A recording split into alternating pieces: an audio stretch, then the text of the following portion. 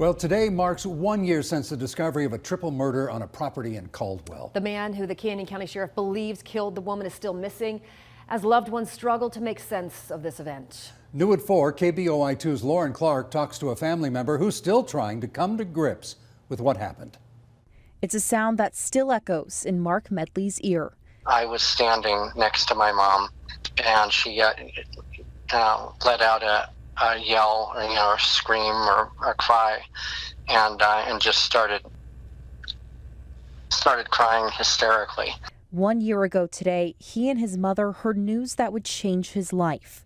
His niece and sister-in-law were killed. It's been extremely heart-wrenching. Nadia was married to his brother Tom, who passed away in 2014. Medley says she was thoughtful and had a heart for animals. Nadia was a very compassionate person. She was extremely intelligent.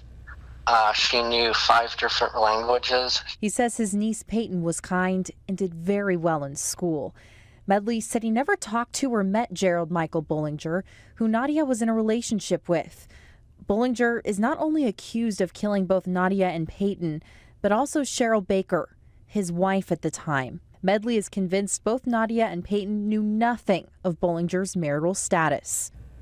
I knew for a fact she absolutely, positively did not know about Cheryl. And I know Nadia well enough that if she did know about Cheryl, she would never have gotten involved with Mike. Both Canyon County Sheriff Kieran Donahue and Medley are convinced Bullinger is the one responsible. But one question still remains to them both. Why? Why did he do that? Why did he do this? If I could get into the mind of a sociopath and figure out why they do what they do, I would be able to answer that question. For now, Medley says he's accepted that he may never see another development in his family member's case. He says he's learned to move on and come to peace with the memory of his loved ones. I want them to remember that both Nadia and Peyton were very kind, nurturing, loving, very intelligent, that had a lot to offer the world. Now, in the past year, of course, local and federal authorities have looked for Mike Bullinger.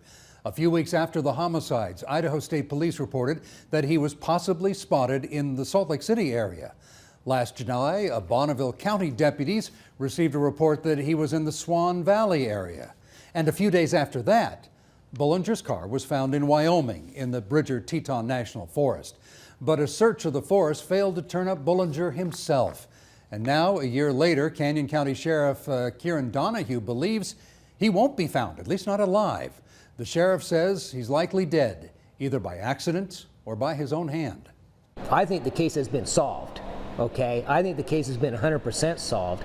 That's why I say our investigation over the period of weeks and months, without question in our minds, the physical and forensic evidence of this case and the elements of the crime that we've discovered, I'm convinced we have solved the crime. Even so, the warrant for Bullinger's arrest is still active. And Sheriff Donahue says if at some point remains are found, they can make a positive ID from Bullinger's DNA. KBOI2 News has been following this story since it was first reported 1 year ago.